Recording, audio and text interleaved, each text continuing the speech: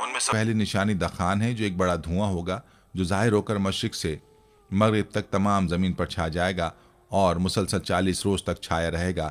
اس کی وجہ سے تمام لوگ سخت پریشان ہو جائیں گے۔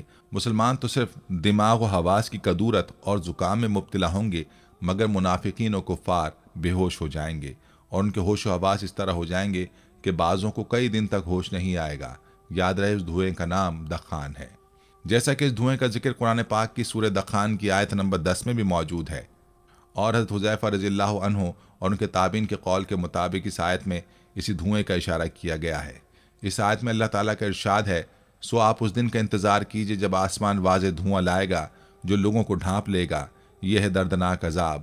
اس دن وہ کہیں گے، اے ہمارے رب، ہم سے اس عذاب کو دور کر دے، بے شک ہم ایمان لانے والے ہیں۔ اب ان کے نصیحت قبول کرنے کا وقت کہاں ہے، حالانکہ ان کے پاس واضح ہدایت دینے والے رسول آ چکے تھے۔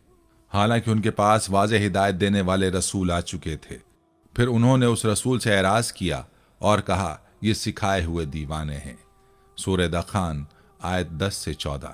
یاد رہے کہ اس آیت میں آسمان کے دھوئیں لانے سے مراد قرب قیامت میں دھوئیں کا ظاہر ہونا، جیسا کہ قتادہ نے کہا کہ اس آیت کے معنی ہے، یا محمد صلی اللہ علیہ وآلہ وسلم، آپ ان کافروں کے ساتھ اس دن کا انتظار کیجئے جب آسمان پر واضح دھواں چھا جائے گا۔ ناظرین، اس آیت میں دخان یعنی دھوئیں کے متعلق مفسرین کے مختلف قول ہیں۔ اس دھوئیں کی حقیقت کو جاننے کے لیے ان اقوال کا تذکرہ کرنا ضروری ہے۔ پہلا قول، جس کے بارے میں حضرت علی رضی اللہ عنہ، حضرت ابن عباس، حضرت ابن عمر، حضرت ابو ہریرہ رضی اللہ عنہ اور زید بن علی، حسن اور ابن ابی ملیکہ وغیرہ فرماتے ہیں کہ دخان دھواں قیامت کی علامتوں میں سے ہے۔ یہ ابھی تک ظاہر نہیں ہوا، یہ قرب قیامت میں 40 روز تک ظاہر ہوگا اور آسمان اور زمین کی فضا کو بھر لے گا۔ مومن پر اس کا اثر زکام کی صورت میں ہوگا اور کافر و فاجر کی ناکوں میں داخل ہو کر ان کے کانوں کے سوراخوں سے نکلے گا، ان کا دم گھٹنے لگے گا، اور یہ دھواں جہنم کے آثار میں سے ہے۔ اس حوالے سے دوسرا قول یہ ہے کہ آسمان سے دھواں لانے سے مراد کفار کی بھوک کی کیفیت ہے، جیسا کہ حضرت ابن مسعود رضی اللہ عنہ نے فرمایا، دخان دھوئیں سے مراد کفار کی بھوک کی کیفیت ہے۔ جب نبی صلی اللہ علیہ وآلہ وسلم نے ان کی مسلسل سرکشی اور ہٹ دھرمی کی وجہ سے ان کے خلاف دعا کی تو ان پر قحط آ گیا۔ بھوک کی شدت سے جب وہ آسمان کی طرف دیکھتے تو وہ ان کو دھوئیں کی طرح نظر آتا۔ پھر اللہ تعالیٰ نے نبی کریم صلی اللہ علیہ وآلہ وسلم کی دعا سے ان سے وہ کیفیت دور کر دی۔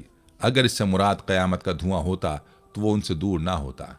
اسی طرح حضرت عبداللہ بن مسعود رضی اللہ عنہ بیان کرتے ہیں کہ یہ دھواں اس لیے ظاہر ہوا کہ قریش نے نبی کریم صلی اللہ علیہ وآلہ وسلم کی مسلسل نافرمانی کی، تو نبی صلی اللہ علیہ وآلہ وسلم نے ان کے خلاف دعا کی کہ اے اللہ، ان پر ایسے قحط کے سال مسلط کر دے جس طرح حضرت یوسف علیہ السلام کے زمانے میں قحط آیا تھا۔ پھر ان پر قحط آ گیا، ان پر سخت مصیبت آ گئی، حتیٰ کہ انہوں نے ہڈیاں کھا لیں۔ ان میں سے ایک شخص آسمان کی طرف دیکھتا تو اس کو آسمان دھوئیں کی طرح نظر آتا۔ پھر اللہ تعالیٰ نے یہ آیت نازل فرمائی، سو آپ اس دن کا انتظار کیجیے جب آسمان واضح دھواں لائے گا جو لوگوں کو ڈھانپ لے گا، یہ ہے دردناک عذاب۔ پھر رسول اللہ صلی اللہ علیہ وآلہ وسلم کے پاس یہ لوگ لائے گئے اور آپ صلی اللہ علیہ وآلہ وسلم سے کہا گیا، یا رسول اللہ، مضر کے لیے بارش کی دعا کیجئے، یہ لوگ ہلاک ہو رہے ہیں۔ آپ نے فرمایا، مضر کے لیے؟ تم تو بہت جری ہو۔ پھر آپ نے بارش کی دعا کی، بارش نازل ہو گئی۔ پھر یہ آیت نازل ہوئی، انکم عائدون، بے شک تم کفر کی طرف لوٹنے والے ہو۔ پھر جب یہ بارش ہونے سے مطمئن ہو گئے تو پھر کفر کی طرف لوٹ گئے۔ پھر اللہ عز و جل نے یہ آیت نازل فرمائی جس کا ترجمہ ہے، سورہ دخان کی آیت نمبر 16 ہے، جس دن ہم بہت سخت گرفت کے ساتھ پکڑیں گے، بے شک ہم انتقام لینے والے ہیں۔ حضرت ابن مسعود رضی اللہ عنہ نے فرمایا، اس سے مراد یوم بدر کا انتقام ہے۔ جس سال میرے انٹرنس ایگزام کا لاسٹ